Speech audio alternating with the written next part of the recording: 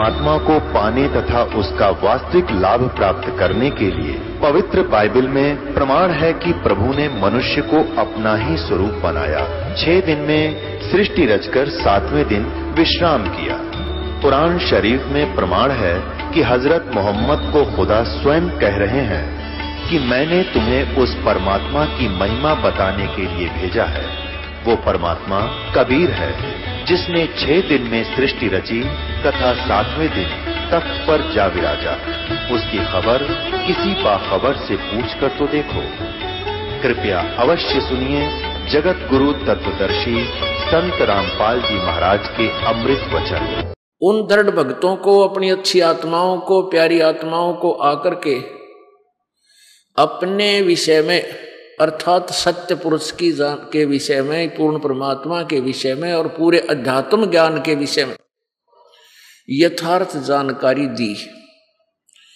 उन महापुरुषों को परमात्मा सतलोक लेकर गए, अपनी यथार्थता से परिचित करवाया, फिर उनकी आत्मा को वापस उन्हीं के शरीर में छोड़ दिया। उसके उपरांत उन महापुरुषों से एक वचन ले लिया था कबीर देव ने कि अभी इस ज्ञान को, यथार्थ नाम को और इस मूल ज्ञान को जनसाधारण तक अभी नहीं देना। क्यों नहीं देना? कि ये नकली गुरु, नकली संत, नकली महर्षि इस ज्ञान से परिचित होकर के इस ज्ञान का ढंडोरा पीटना शुरू कर देंगे और इनके पास नाम नहीं होगा। जो वास्तविक मंत्र है, यदि उसका भी इनको पता चल गया तो ये नाम भी वही देने लग जाएंगे। तो इनके द्वारा दिए गए उन मंत्रों का लाभ प्राणी को नहीं होगा, क्योंकि ये अधिकारी नहीं है और अधिकारी के बिना वो मंत्र काम करे को नहीं।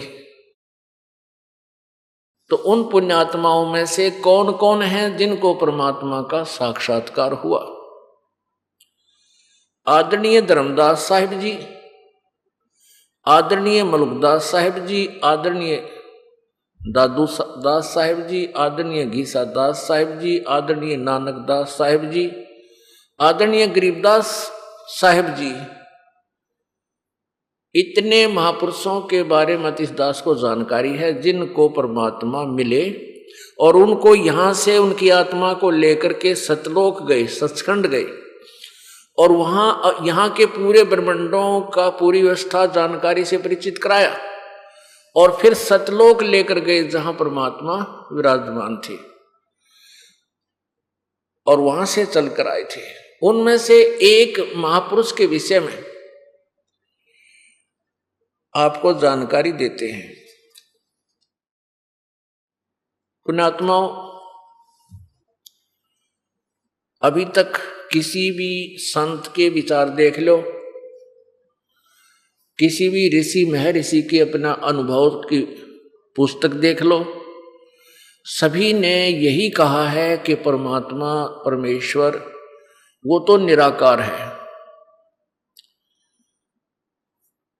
और ऐसे ही ये सतलोक का ठेका ले रहे हैं राधा स्वामी पंथ और धन धन सतगुरु पंथ, ये सच्चा सौदा सिरसा वाले, जगमाल वाली वाले और ये ठाकुर जी महाराज वाले, ये जय गुरुदेव वाले, ये सारे एक के कुएं का पानी है। इनमें सब एक ही ज्ञान है। वो घिसे पेटे नाम, वो घिसे पेटी दंत कथाएं। तो ये सभी कहते हैं कि परमात्मा निराकार है और सतलोक में सतपुरुष का केवल प्रकाश ही प्रकाश है और आत्मा सतलोक में सतपुरुष, निराकार सतपुरुष में ऐसे समा जाती है जैसे बूंद समुद्र में। पुण्यात्माओं, ठीक है, श्रद्धालु लोग बहुत भोले होते हैं, उनमें उनके माइंड में ऑब्जेक्शन नहीं उठता, क्योंकि जो संत बात कहते हैं उनको वो सत्य ही मानते हैं, इसलिए उनके दिमाग में कोई ऑब्जेक्शन नहीं था। और जबकि एक बहुत ऑब्जेक्शन की बात है कि एक तरफ तो जैसे एक शब्द है, करने नो दीदार महल में प्यारा है, ये कबीर जी का शब्द है, कबीर जी की अमृतवाणी का ये एक शब्द है और उस शब्द को लेकर के इन्होंने सतलोक के ठेकेदार बन गए। एक हल्दी की गांठ लेकर और पंसारी की दुकान की मोहर ला दी इन्होंने, और ये उस करने नो दीदार महल में प्यारा है उसको भी ना समझ सके। पुण्यात्मा कहते हैं सतगुरु बिन काहू न पाया ज्ञाना, ज्यों थोथा भूस छड़े किसाना। और गुरु बिन वेद पढ़े जो प्राणी, समझे ना सार रहे अज्ञानी। अब विचार करने की बात है। हिम्मत सी करके मेहनत प्रयत्न करके पुण्यात्मा सतलोक चली गई, और वहां परमात्मा है नहीं, परमेश्वर है नहीं, तो उस समय कहते हैं समा जाती है जैसे बूंद समुद्र में। तो ऐसा पागल कोई नहीं होगा जो समुद्र में डूब कर मरे। इतना मूर्ख कोई एकादा हो गया उसमें डूबने के लिए जावे नहीं। अब जैसे किसी लड़की के लिए कोई बच्चा लड़का देखा, उसका विवाह की तैयारी की, उस लड़की को ये बताया जाता है कि तेरा पति है, गांव घर में चर्चा चलती है, ऐसा सुंदर लड़का है, ऐसे उसके व्यवसाय है, इतने मकान है। तो उस लड़की के उमंग उठती है कि मेरा पति, मेरा भावी घर ऐसा ऐसा है, तो उसका चाह चढ़ता है वहां जाने का। और यदि उसको ये बतावे कि वहां घर तो है पर तेरा पति निराकार है, वहां कोई है नहीं, तो उस बालक के चाह उठ चढ़ेगा कि टिंडे लेने जाएगी फिर वहां वो। अगर सतलोक में भगवान नहीं है और वो प्रकाश से प्रकाश है तो क्या करेंगे उड़े जाकर हम, इसे अनाथ यहां पर, इसे अनाथ वहां पर। अरे जिसके दर्शन मात्र थे आत्मा गदगद हो। क्या कहते हैं, श्वेत छतर सिर मुकुट विराजै, देखत ना उस चेहरे नु। जिन्होंने परमात्मा देखा, जिन्होंने परमेश्वर का साक्षात्कार हुआ, उन्होंने परमात्मा को साकार मनुष्य जैसा बताया। गरीबदास साहिब जी ने परमात्मा का साक्षात्कार किया और बताया कि सतलोक के अंदर परमात्मा, वो कबीर देव सत्य पुरुष रूप में एक बहुत बड़े गुम्बज के अंदर, बहुत बड़े गुम्बज, बहुत लंबा चौड़ा, और उसके बीच में डला हुआ एक बहुत सुंदर सिंहासन है परमात्मा का, उस पर विराजमान है। आदरणीय गरीबदास साहिब जी हरियाणा स्टेट के गांव छुडानी, जिला झज्जर, इसमें एक किसान के घर जन्म हुआ। और वहां गरीबदास जी के नानके थे। गरीबदास जी महाराज जी का मूल गांव करौथा था, जहां इस दास का आश्रम है। उस करौथा गांव के वो रहने वाले थे। उनके कोई मामा जी नहीं थे, यानी उन गरीबदास जी की माता जी के भाई नहीं थे, जिस कारण से गरीबदास जी के जन्म से पहले ही उनके पिताजी अपने ससुर की जमीन को संभाले हुए थे, वहां घर जमाई रूप में रहते थे। तो वहां जाकर के गरीबदास जी का जन्म हुआ था। जब गरीबदास जी 10 वर्ष के हुए, उनके जमीन बहुत थी, उनके नाना जी के लगभग 1400 एकड़ जमीन थी, 1350 पौने 1400 एकड़ जमीन थी। बहुत बड़े किसान थे। उसके नाना जी बहुत सी गौवें, पहले गायें बहुत रखा करते किसान लोग, क्योंकि वर्षा होती नहीं थी। थोड़ा बहुत सिंचाई का साधन या वर्षा से हो गया, या कोई कुओं में रहट वगैरह या कोई चढ़ शादी से सिंचाई कर लेते थे। बाकी शेष को चरागाह बना देते थे, शेष क्षेत्र को, और पशुधन पाला करते थे। तो सैकड़ों की संख्या में गायें थी। उनके पाली और भी किराए वाले भी रखे हुए थे, और साथ में गरीबदास जी 10 वर्ष के बालक भी उन अन्य ग्वालों के साथ गौएं चराने जाया करते थे। गांव छुडानी बहादुरगढ़ और झज्जर रोड के ऊपर, बहादुरगढ़ से झज्जर रोड के ऊपर एक दुल्हेड़ा गांव आता है, और दुल्हेड़े से वो 2.5 किलोमीटर की लगभग लिंक रोड जाता है पश्चिम की ओर, और उधर से एक कबलाना गांव है जो उसकी सीमा लगती है। वो दुल्हेड़ा गांव से झज्जर की तरफ 2-3-4 किलोमीटर चलने के बाद ऐसे टेढ़ा आ जाता। उधर से भी कबलाना गांव की जो सीमा छुडानी गांव से मिलती है, तो वो सीमा गांव छुडानी से लगभग 1.5 किलोमीटर की दूरी पर है। वहां गरीबदास जी महाराज जी के अपने खेत थे, वहां पर गौ चरा रहे थे। वो परमात्मा जो बनारस में 120 वर्ष तक जुलाहे की भूमिका करके और सशरीर आए थे, बालक रूप धारण करके, और सशरीर गए थे, हजारों की संख्या में गवाह थे जाते समय। सन 1518 में वो परमात्मा सशरीर सतलोक गए थे, और सन 1727 में यानी 209 वर्ष लगभग उपरांत वही परमात्मा सतलोक से चलकर आए। वो कबीर धानक, वो कबीर जुलाहा, एक जिंदा महात्मा का रूप बनाकर, जिंदा महात्मा होते हैं मुसलमानों के अंदर फकीर होते हैं जो एक काला सा ओवरकोट पहनते हैं जिसको चोला बोला है, और सिर के ऊपर भी ऐसा ही एक गोल सा टोप काला ही पहनते हैं, ऐसे बड़े से चोटे का। तो ऐसी वेशभूषा वाले को जिंदा महात्मा कहते हैं। दाढ़ी बड़ी हुई होती है, दाढ़ी बड़ी होती है। इस वेशभूषा में फाल्गुन सुदी द्वादशी के दिन में लगभग 10 बजे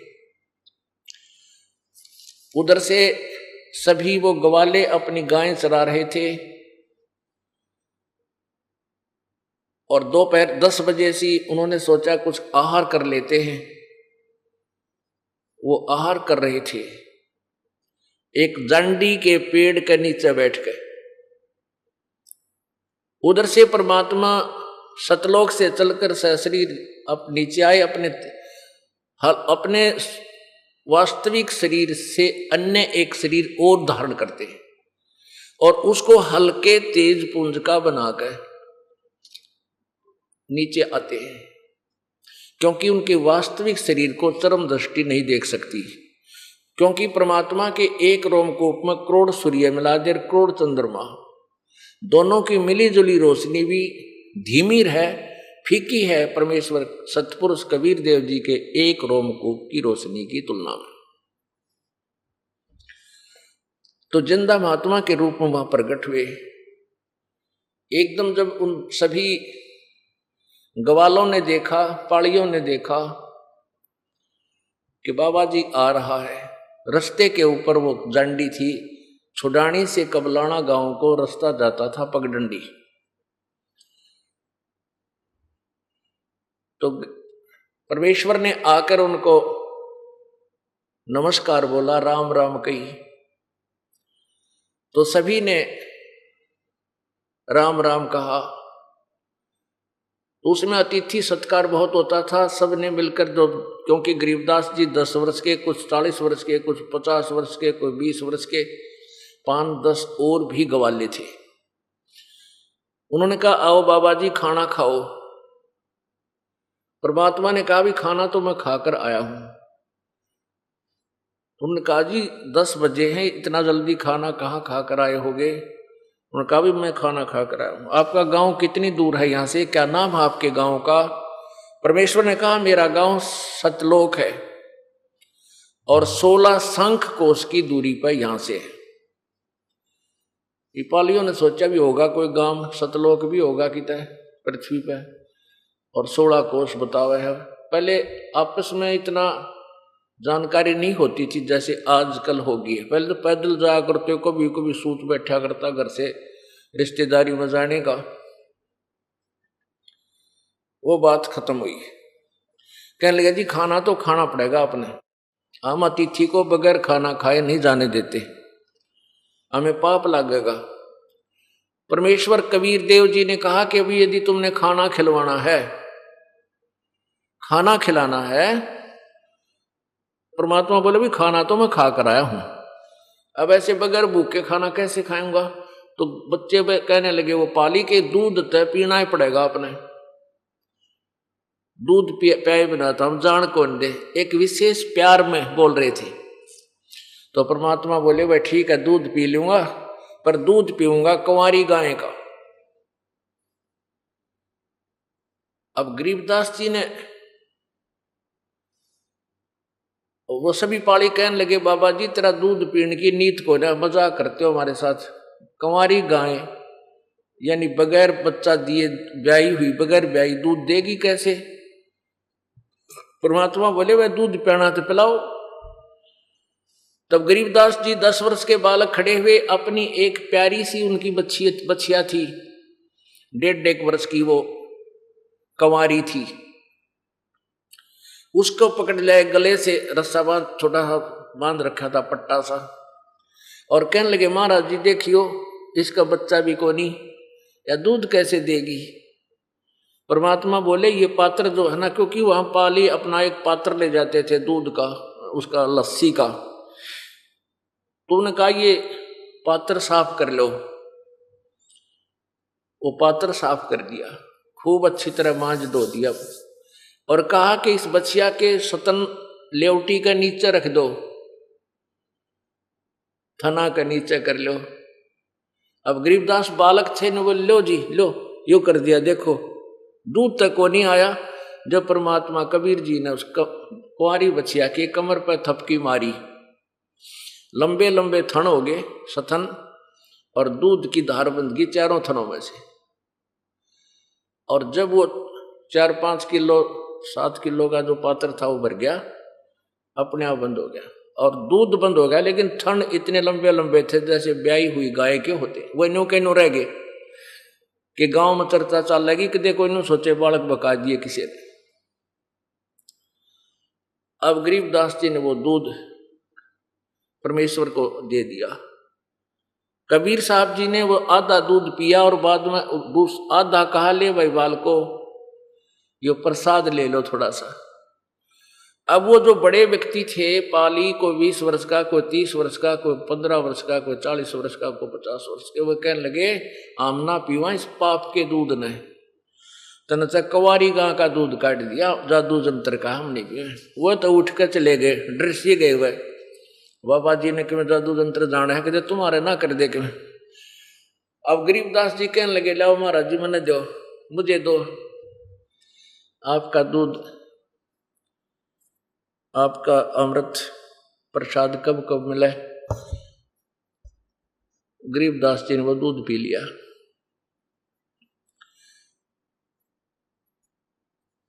अब परमात्मा उनको समझाने लगे बेटा भगवान की भक्ति करने के लिए मानव शरीर मिलता है।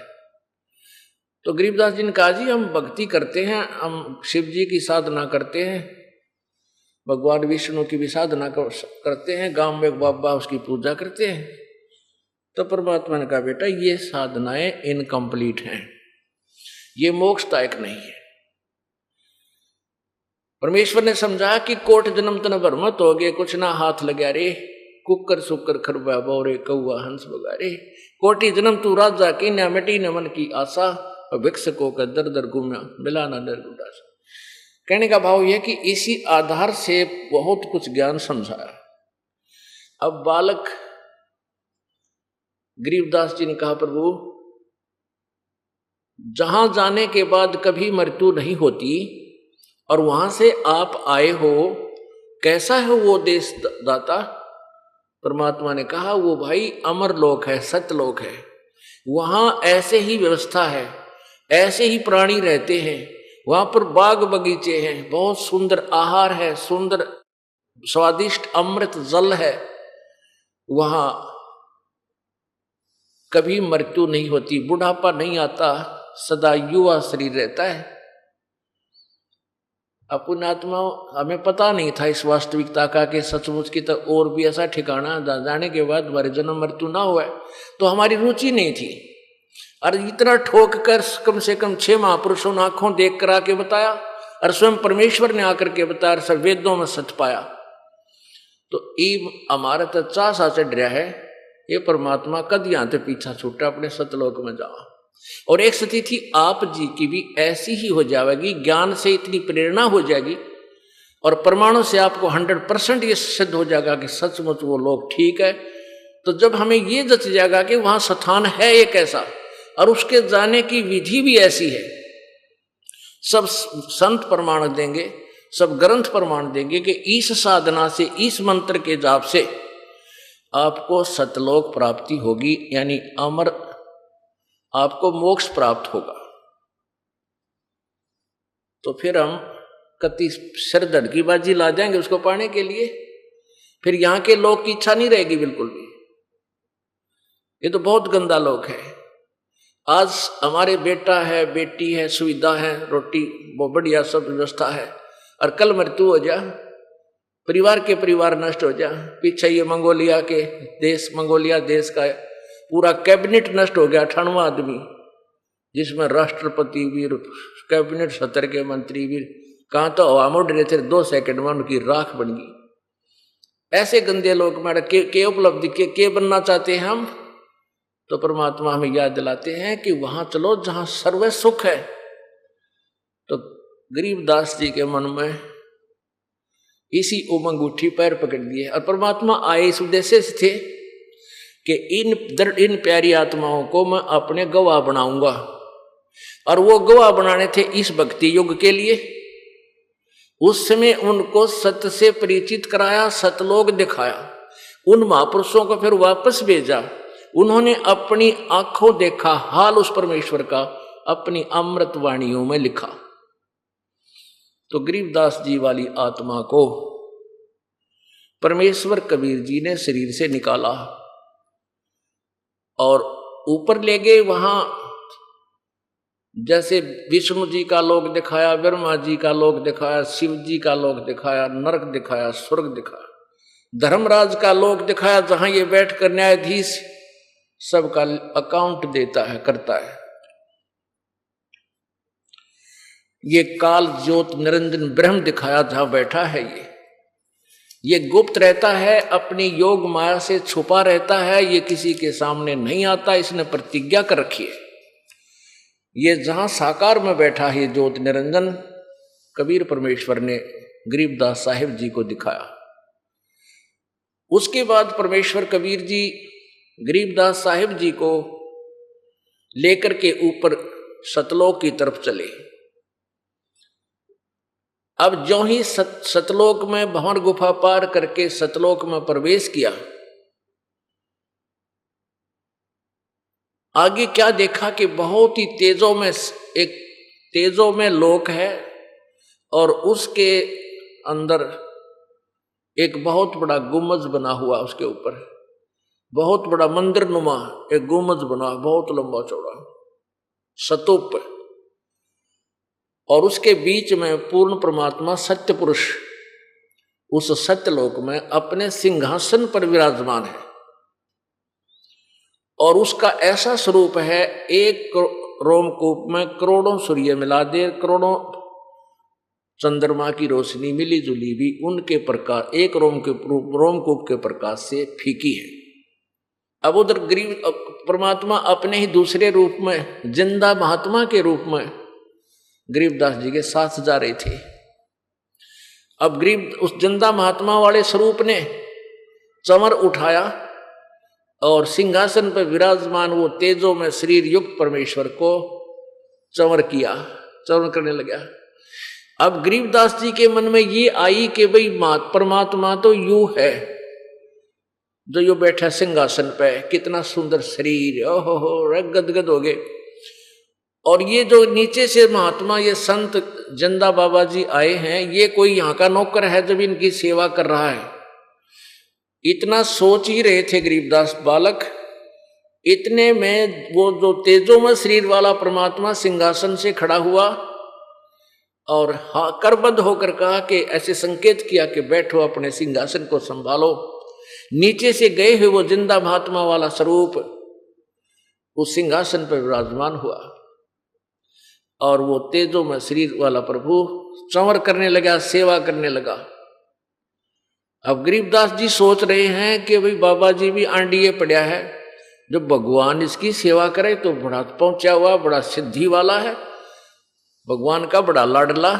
तो इतने में क्या हुआ कि वो तेजोमय शरीर उस जिंदा वाले स्वरूप में समा गया। अकेले वो जिंदा महात्मा जो नीचे से लेकर गए थे गरीबदास जी को, वो सिंहासन पर विराजमान है और चंवर अपने आप ऑटोमेटिकली हो रहा है।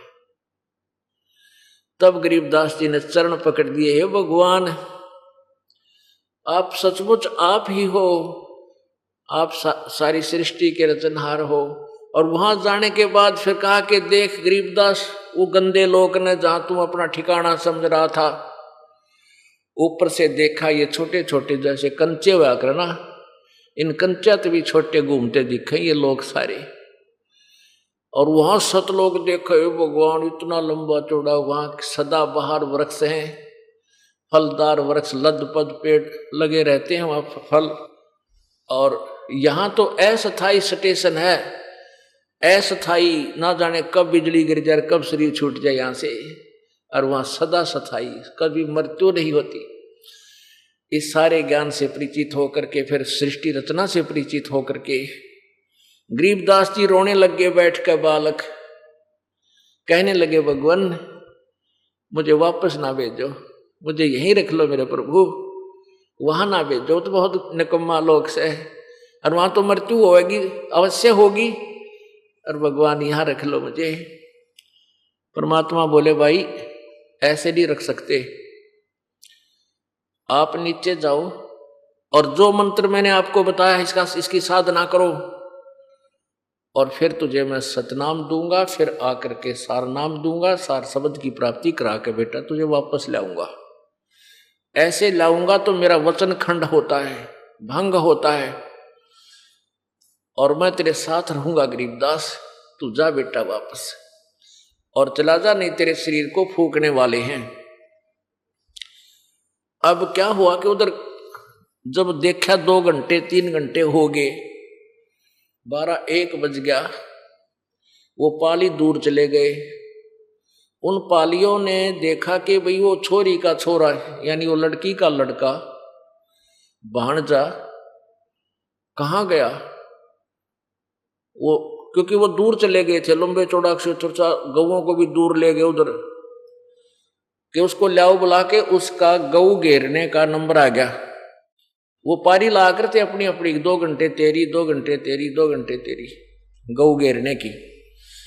उसको ढूंढने लगे तो कहने लगे, रे वो बाबा जी दौरे बैठा था, पता तो करो। वहां एक वहां आया और गरीबदास जी का शरीर ऐसे बैठा आसन पदम पे, मतलब जैसे आराम से बैठ जाते आलती फालती लाके, और शरीर में आत्मा थी नहीं। आवाज लगाता हुआ वो पाली गवाला आ रहा है, कह रहा गरीबू, गरीबदास जी को गरीबू नाम था, गरीबू का अर्थ है गांव में। अरे गरीबू आजा, तेरा नंबर आ गया गाय घेरन का, गरीबू उठ ले आजा। निकट आकर देखा, उसको आवाज लगाई, नहीं हिला, तो पकड़ के हिला, नो बोला रे भगत जी खड़ा बोले, तो साधु बन गया बैठ के। अब जो ही पकड़ के हिलाया वो बच्चा गिर गया नीचे, क्योंकि वो शरीर में आत्मा नहीं थी। अब उस व्यक्ति लड़के जो आया था उसको बुलाने, उसके तो पैर तो नीचे की जमीन खिसक गई, शोर मचाया कि लड़की का लड़का मर गया, भाजियो भाजियो भागियो। अब वो सारे पाली भागे आए, देखा रहे तो सचमुच मर गया।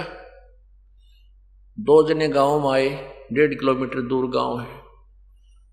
अब छोटा सा गांव था छुडानी, 30-40 घर थे उस समय,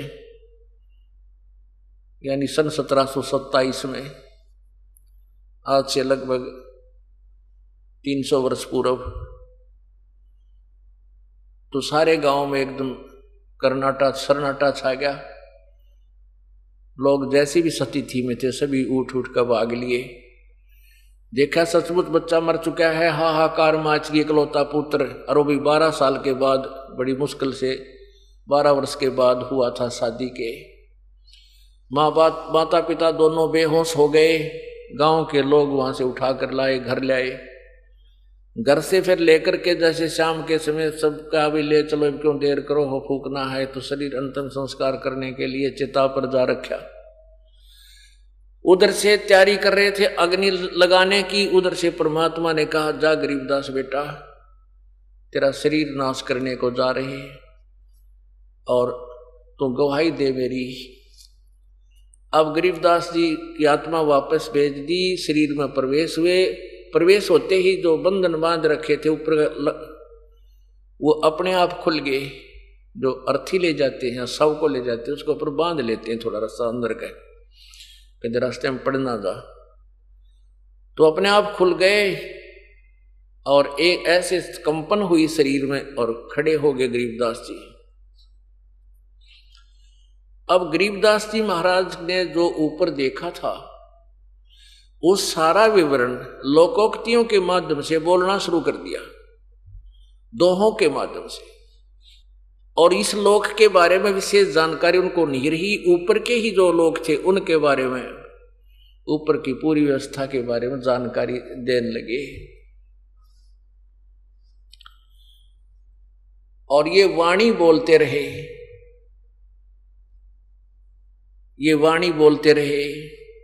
गैबी ख्याल विशाल सतगुरु अचल दिगंबर थीर है। भक्ति हेत काया धर आए अवगत सहत कबीर है। नानक दादू अगम अगाधु तेरी जहाज खेवट सही। सुख सागर के हंस आए भक्ति हिरंबर उर धरी। कोटि भानु पर काश पूर्ण रोम रोम की लार है। अचल अभंगी है सतसंगी अवगत का दीदार है। धन सतगुरु उपदेश देवा 84 ब्रह्म मेटही।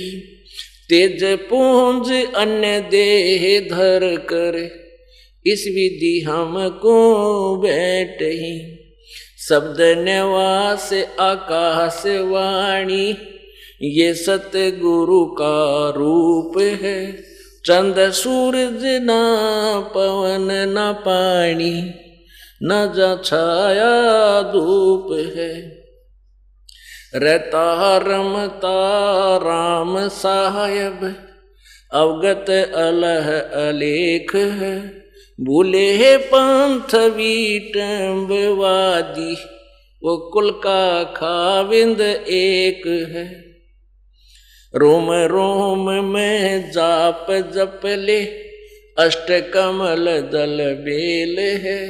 सुरत नरत को कमल पठाओ जा दीपक बिन तेल है। हरदम खोज हनोज हाजर त्रिवेणी के तीर हैं।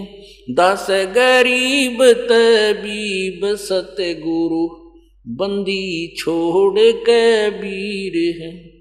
हरदम खोज हनोज हाजर त्रिवेणी के तीर हैं। दास गरीब तबीब सतगुरु बंदी छोड़ कबीर है। अब ये वाणी बोलते उठ कर चल पड़े और सारा दिन यह वाणी बोले। कोई बात करे उस तभी इस वाणी में समझावे। तो गांव वाला ने सोचा कि लड़की का लड़का मेंटल हो गया। उनको सारी कहानी का पता लग गया था कि एक बाबा जी था, उसने ऐसे कुंवारी गाय का दूध निकाला, वो पाली बता रहे थे, ग्वाले बता रहे थे, और हमने तो पिया नहीं, इस बालक ने पी लिया। और जिस कारण से यूं मर गया। तो गांव वाला ने सोचा, हे भगवान कोई बात ना, लड़की का इकलौता पुत्र था, ये परमात्मा बड़ी दया करी, आपने जीवित तो कर दिया, कोई बात नहीं, होता गया पागल, मेंटल है तो, और कोई, हे भगवान ये लड़की अपना टाइम पास कर लेगी, जिसा बांगा बोला बेटा इसके सारे या जीवित रह जाएगी, ये सोचकर सभी ने संतुष्टि पाई। अब लंबा ना करके के थोड़ा सा बताऊंगा। 3 वर्ष के बाद एक गोपाल दास नाम का एक दादूपंथी संत आ गया, जो सन्यासी बन रहा था, घर छोड़ दिया था, बालक बच्चे ब्याह शादी कर दी थी, तो सन्यासी आश्रम में चल रहा था वो, और वो दादू साहेब जी का शिष्य था। दादू साहेब जी की परंपरा में उनका शिष्य था। दादू जी थोड़ा पहले हो लिए थे, जैसे हम कबीर पंथी हैं, कुछ गरीबदास जी के अनुयायी हैं, ऐसे वो दादू साहेब जी के पंथ में से उपदेशी था। और उसको संतों की वाणी का ज्ञान था। वो छुडानी गांव में आ गया, जिसके घर वो रुका था आकर के साधु संत, उसने जिक्र कर दिया कि हमारे चौधरी साहब का दोता ऐसे ऐसे किसी संत ने जादू जंत्र करके दूध काट दिया कवारी गाय का, और उसने छोरे ने पी लिया, लड़के ने, वो मेंटल हो रहा है, और संतों की विद्या को संत काट सके, आप दया कर दो, उस लड़के का कुछ इलाज कर दो। तो गोपाल दास जी ने कहा कि बुला लो, देख लेता हूं। अब वो गया, वो व्यक्ति जाकर के उस शिवलाल नाम था उनका, शिवलाल, गरीबदास जी के नाना जी का, उनसे जिक्र किया। 5-7 व्यक्ति और समझदार से साथ हो लिए, और गरीबदास जी को साथ ले आए। बालक को 13 वर्ष का बालक था। तो गोपाल दास जी ने गरीबदास बालक से पूछा कि बेटा तुझे कौन मिला था, कौन था वो जिसने तेरा जीवन बर्बाद कर दिया। अब गरीबदास जी कहते हैं, अलल पंख अनुरागे है सुन मंडल रे थीर, दास गरीब उधार दिया मोए सतगुरु मिले कबीर। हम सुल्तानी नानक तारे दादो को उपदेश दिया, जात जुलाहा भेद न पाया वो काशी माहे कबीर हुआ। ये बाणी बोलन लगे। अब वो 65-60 साल का बुढ़ा और 13 साल के बालक के मुंह का नहीं देखा। वो संत ने बोला, रे गांव वाले हो, तुम इसने पागल कह रहे हो, पागल तो तुम हो भाई, ये तो ऐसी अमृतवाणी बोल रहा है, कलेजे ने पकड़ा है मेरे ने, क्योंकि मैं इस वाणी से परिचित हूं। जब ये कहा कि हम सुल्तानी नानक तारे, यानी मेरा उद्धार किया। इब्राहिम सुल्तान अधम मुसलमान बादशाह था,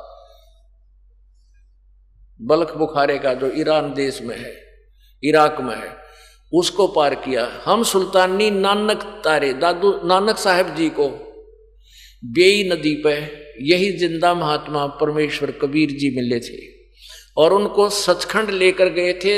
एक दरिया में डूब जाने का बहाना करके सह शरीर सतलोक उनकी आत्मा को सचखंड दिखाया। ऐसे ही प्रक्रिया जैसे गरीबदास जी के साथ हुई थी। उसके बाद तीसरे दिन जब नानक साहब आए तो उन्होंने त्याग दी थी वह नकली नौकरी और चल पड़े थे परमेश्वर की खोज में, क्योंकि कबीर परमेश्वर समकालीन थे नानक साहब जी के। और कहा था जब सतलोक में जाने की लंबी कहानी है, फिर बताएंगे कोई। तो क्या बताया गरीबदास जी ने, हम सुल्तानी नानक तारे और दादू को उपदेश दिया, जिसका तू अनुयायी है उसको भी कबीर परमात्मा मिले थे। अब दादू पंथी ये मानते हैं कि बूढ़ा बाबा आकर मिले थे, और दादू साहब ने अपने ग्रंथ में लिख रहा क्या है कि हम जिन मुझको निज निज नाम दिया सोए सतगुर हमार, दादू दूसरा कोई नहीं यो कबीर सृजनहार। तो अपने सदग्रंथों से सभी अनुयायी उनके अनुयायी अपरिचित हैं। तो हम सुल्तानी नानक तारे दादू को उपदेश दिया, वो जात जुलाहा भेद नहीं पाया, वो काशी माए कबीर हुआ। तो काफी देर बहुत कुछ परमात्मा ने ऊपर के विषय बहुत कुछ वाणी बोली। हम देखा सो साच है और सकल प्रपंच, तो उस दादू पंथी गोपाल दास जी ने चरण पकड़ दिए, छोटे से बालक के पैरों में माथा टेक दिया और कहने लगा, महाराज जी यह वाणी लिखवा दो, इस कलयुग में ना जाने कितने जीवों का उद्धार होगा। अब गरीबदास बालक आगे आगे, वो 60 साल का महात्मा पाछा पाछा करबद्ध हो गए। अब गांव वाला ने सोचा ये 60 साल का बुढ़ा और पागल हो गया, मारे वाले बावड़िया गेला बावड़ा हो गया। बावड़िया क्या करते परमात्मा को, बावड़ा गरीबदास जी को, इसकी और अक्ल मारी गई। तो तीसरे दिन जाकर के गरीबदास जी ने कहा कि महाराज जी के गोपाल दास, यदि तू मेरा सारा ज्ञान लिखे तो मैं लिखवाऊं, बीच में छोड़ कर जाता मैं बोलूं को ना। तो गोपाल दास कहने लगा, महाराज जी मैं तो घर त्याग रखा है और जीवन ही मालिक के नाम पर लगा रखा है, आप आदेश दो। तो गरीबदास जी का एक बेरी का बाग था, बेरी का, उसमें एक जंडी का पेड़ था बहुत छायादार, उसमें बैठ गए। सुबह बैठ जाए दोनों, गरीबदास जी बोलता था और वो गोपाल दास लिखा करते थे। वो वाणी लिपिबद्ध की गई, वो अमर वाणी आज हमें गवाही दे रही है। वो एफिडेविट बना गया गरीबदास जी के, मुझे धानक, वो काशी वाला धानक जुलाहा वो परमात्मा है, पूर्ण ब्रह्म है, और वो ही मुझे आकर छुड़ानी में मिला था। उसके विषय में क्या बताते हैं गरीबदास जी ने अपनी वाणी में लिखा है, मैं तो दे दी है बालम याने नू, मैं तो दे दी है बालम याने नू, मैं तो दे दी है बालम याने नू, मैं तो दे दी है बालम याने नू। इस मन को आत्मा धिक्कार रही है। ये मन काल का एजेंट है, आत्मा परमात्मा की प्यारी आत्मा है, यानी प्यारा अंश है। और इस काल ने हमें गुमराह करने के लिए, भ्रमित करने के लिए, हमारी बिरानवाटी करवाने के लिए इस काल ने मन गेला सेट कर दिया। गाय के साथ में गधा बांध दिया। गाय और गधे का आपस में स्वभाव मिला नहीं, नेचर मिला नहीं। गाय का आहार कुछ है, गधे का कुछ है।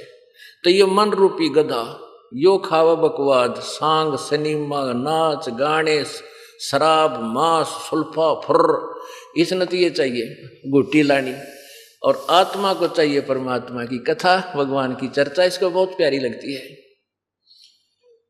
तो इस मन को यदि कोई कहे चलो सत्संग में नहीं चलता, और कोई न कोई तो चाल उड़ा सांग देखने चलेंगे, रात में फद्दड़ फद्दड़ पैदल जाया करते हमारे पुराने समय की बातें। दिन में धंधा करते, खेती का काम करते थे करके, छोटे छोटे काम, और फिर रात में सांग देखने जाते हैं, और भी गोल निरे अंडते धक्के खाते। और यहाँ ये मन न कह दे चल सत्संग में चलेंगे, पर वाले अमृत प्रसन्न लाग रहा न, फिर देखोगे टाइम कोई ना, और कल न टिकट कट जाए, फिर टाइम की जागा हो। तो इस मन को कह रहे हैं, आत्मा धिक्कार रही है कि मेरे को तो इसके साथ बांध दिया। मत दे दी है बालम याने नू, मैं तो दे दी है बालम याने नू, मैं तो।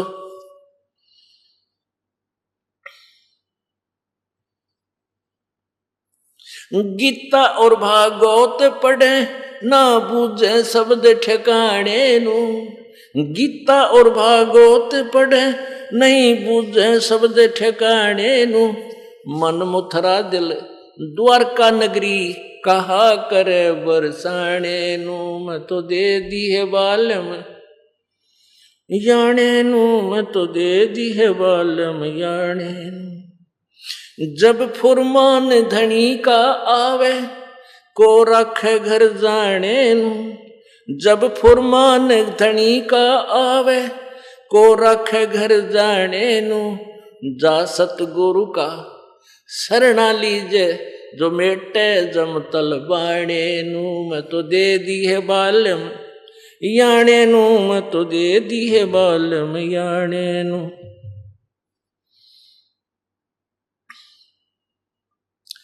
उत्तर दक्षिण पूरब पश्चिम ये फिरदा दाने दाने नू, उत्तर दक्षिण पूरब पश्चिम ये फिरदा दाने दाने नू। ये सर्व कला सतगुरु साहेब की, हरि आए हरियाणे नू मैं तो दे दी है बालम, याणे नू मैं तो दे दी है बालम, याणे नू मैं तो दे दी।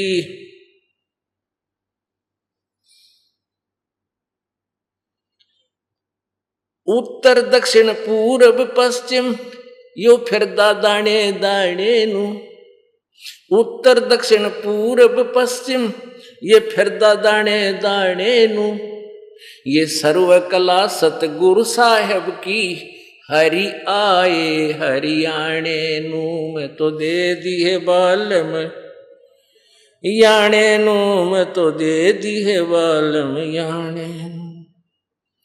जम किंकर का राज कठिन है, नहीं छोड़ राजा राणे नू, जम किंकर का राज कठिन है, नहीं छोड़ राजा राणे नू, या दुनिया दा जीवन झूठा, तुम भूल गए मर जाने नू मैं तो दे दी।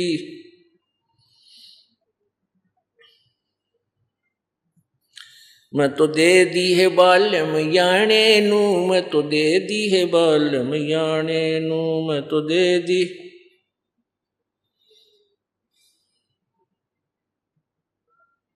ज्ञान दराछ ध्यान दी तुरिया, कोई जाने पाण रिसाणे नू, महल कपाट सतगुरु ने खोले, अमी महारस खाणे नू मैं तो दे दी है बालम याणे नू मैं तो दे दी है बालम याणे नू। महल कपाट सतगुरु ने खोले, अमी महारस खाणे नू, गरीब दास सुन भंवर उड़ावे, गगन मंडल रम जाने नू मैं तो दे दी बालम याणे नू मैं तो दे दी है बालम याणे। इसमें से हमने सिर्फ इतना ही लेना है कि पूर्व पश्चिम उत्तर दक्षिण यो फिरदा दाणे दाणे नू, यानी जो तुम साधना करते हो, जिस साधना से और जो तुम कहीं कहीं जाकर के मनते मांगते हो, उनसे तुम्हारी रोजी रोटी भी पूरी ना चलती। और परमात्मा सतपुरुष कबीर जी की शरण में आओ, तुम्हारे चारों तरफ से सुख देगा, हर तरह की सुविधा यहाँ भी देगा और सतलोक प्राप्ति कराएगा। क्या बताते हैं? पूर्व पश्चिम उत्तर दक्षिण ये फिरदा दाणे दाणे नू, ये सर्व कला सतगुरु साहिब की, हरि आए हरियाणे नू। हरियाणा पहले पंजाब और हरियाणा ज्वाइंट स्टेट थी। 1966 में हरियाणा प्रांत अलग बना है। पहले हरियाणा कोई नहीं जानता था, केवल पंजाब नाम से ही प्रसिद्ध था ये क्षेत्र, और ये 1966 में हरियाणा प्रांत बना। और परमात्मा ने गरीबदास साहिब जी ने 600 वर्ष पहले इसको हरियाणा प्रांत डिक्लेयर कर दिया था। इस क्षेत्र को हरियाणा डिक्लेयर कर दिया था कि सर्व कला सतगुरु साहिब की, वो हरि आए हरियाणे नो, वो पूर्ण परमात्मा यहां हरियाणे में आए, वो कबीर परमेश्वर यहां आए। इस तरह के और बहुत भी अच्छे इसमें ज्ञान दिया। तो कहने का भाव ये है पुण्यात्माओं, हमने देखो सभी आत्माएं सभी धर्मों की परमात्मा की ही खोज में है, और आज तक ये क्लियर नहीं कर सके वो परमात्मा सह किसा। नानक साहिब जी की वाणी में, नानक साहिब जी पहले हिंदू धर्म में जन्मे थे। इनके पूज्य पिताजी का नाम कालू राम मेहता, ये खत्री थे, अरोड़ा जात उस कौम में थे। तो उसमें इनको एक ब्रजलाल नाम के पांडा गीता पढ़ाया करता। तो उस आधार से इन्होंने जैसा भी उसको ज्ञान दिया है, तो ब्रजलाल पांडे जी से ज्ञान ग्रहण करके, जैसे भी उसको हिंदू समाज के सिद्धांत का पता था कि परमात्मा निराकार है। तो नानक साहिब जी पिछले संस्कारी हंस थे। युग में राजा अम्बरीश थे, और ऐसे महापुरुष थे कि दुर्वासा जैसे ऋषि भी इनके आगे नतमस्तक हुए थे इनकी साधना को देख। लेकिन वो साधना मोक्षदायक नहीं थी। फिर स्वर्ग गए, स्वर्ग से फिर वापस आए। फिर त्रेता युग में राजा जनक यही आत्मा हुई जो सीता जी के मुंह बोले पिताजी थे। और फिर ये स्वर्ग गए, स्वर्ग के बाद फिर वापस अपने पुनः क्षीण करके इस पंजाब प्रांत में, जो अब पाकिस्तान के अंदर है वो क्षेत्र, पाकिस्तान तक भी पंजाब था ये सारा, तो वहां एक कालूराम मेहता खत्री के अरोड़ा के घर में इनका जन्म हुआ। तो ये अपने बहन जानकी के वहां सुल्तानपुर शहर में एक नवाब के यहाँ मोदी खाने की नौकरी किया करते थे नानक साहब जी। बेई नदी पर स्नान करने जाया करते थे, वहां परमात्मा मिले थे। तो कहने का भाव ये है कि गरीबदास जी ने कहा था हरि आए हरियाणे नू। अब हमने तो नानक साहब जी ने भी यही प्रमाण दिया है, क्योंकि नानक साहब जी सतलोक में लेकर गए सचखंड में कबीर साहब यानी सतपुरुष सतपुरुष, तो वहां कहा था कि मैं बनारस में गया हुआ हूं। नानक साहब जी ने यही कहा था वहां जाकर के कि हे प्रभु मुझे वापस ना भेजो, यहीं रख लो।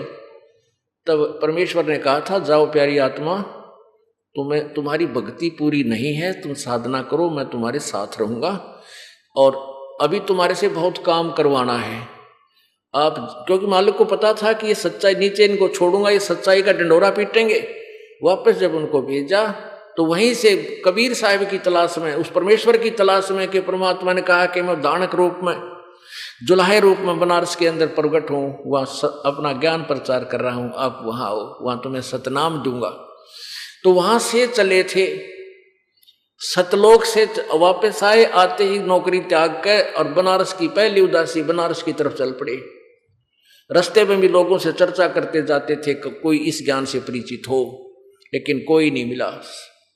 बनारस में जाकर देखा कि वो एक दानक रूप में बैठे कपड़ा बुने परमात्मा, वही जो जिंदा महात्मा के रूप में आए थे, सतलोक में लेकर गए थे।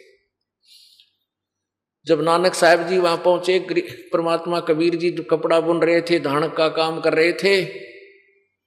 गुरु ग्रंथ साहिब के 24 नंबर पृष्ठ पर ये वाणी अंकित है। जब वहां देखा कि यो वे परमात्मा जो मुझे बेई नदी से सचखंड लेकर गया था, होय होय, कहा था कि फाई सूरत मुल्क की वेश, ए ठगवाड़ा ठगी देश, खरा सियाणा बहुता बार, दानक रूप रहा करतार। लोगों ये दानक, ये बैठा भगवान, ये अब जिसने लाल पाजा, लाल की परख हो, गद गद हो जाता है, उठा लेता है, लुको लेता है, छुपा लेता है, गुण गाता है, तो भाई असली वस्तु मिल गई। लेकिन वहां के जुलाहे लोग कहने लगे ये पंजाब से आया हुआ व्यक्ति भी पागल हो गया, इसने भगवान बताया है इस नीरू के बालक ने। लेकिन वो तो जोरी हो चुके थे, आंखों देख रहे थे। वो क्योंकर मानने उन जुलाहों की बात ने 100 बार कहा कि ए ठगवाड़ा ठगी देश, अरे ये आपको ये पूर्ण परमात्मा है, ये छुपाए बैठा अपने आप को, ये मालिक है। तो परमात्मा ने उनको सतनाम दिया था और कहा था प्यारी आत्मा अभी मेरा भेद ना खोला, तुम अभी जिक्र ना करो, ये प्रचार करो। तो 12 वर्ष तक नानक साहब जी ने देश विदेश में जाकर सतपुरुष की महिमा का वर्णन किया। फिर परमात्मा मिले, प्रगट हुए जाकर के, कहा प्यारी आत्मा अब तू बैठ आराम से, ये ना माने ये तो नालायक हो लिए। तो 16 वर्ष तक अपने घर गांव में जाकर के खेती भी की और साधना भी की और मोक्ष प्राप्त किया नानक साहब ने। तो क्या बताते हैं गरीबदास जी ने फिर वो सच्ची कहानी बताई कि झांकी वे कबीर की नानक की तीवा। अब नानक साहब ने जब परमात्मा का झांकी माने नजारा सतलोक में कबीर जी को देखा, तब कहा था वाहे गुरु वाहे गुरु, ओए होए होए, यो है गुरु, ये है वो पूर्ण परमात्मा। और सतनाम मिला रोग कटे ना तो जीवन मृत्यु न सदा रहेंगे। सतनाम श्री वाहे गुरु, सतनाम श्री वाहे गुरु। अब वो तो सतनाम इसलिए कहा था कबीर साहब ने कि इसके वास्तविक ज्ञान नाम को नहीं बताना किसी को, और ना ही किसी को मंत्र देना ये सतनाम का। यदि इसका भी हमने भेद खोल दिया तो ये अब है, ये भक्ति का काल आ गया, जो भक्ति समय आ गया। अब ये पिछली पीढ़ी आ गई। धर्मदास जी को भी परमात्मा ऐसे लेकर गए थे सतलोक के अंदर, फिर वापस छोड़ा था। जब धर्मदास ने चरण पकड़ लिए थे परमात्मा मन वापस ना भेजो, उनको भी यही स्टेटमेंट दी थी परमात्मा ने कि तुम जाओ वापस, भक्ति करो, मैं तुम्हारे संग रहूंगा, लेकिन मेरे गवाह बढ़ो। तो ये एफिडेविट लिख गए वो परमात्मा की प्यारी आत्मा के कबीर धानक काशी वाला, ये पूर्ण परमात्मा है।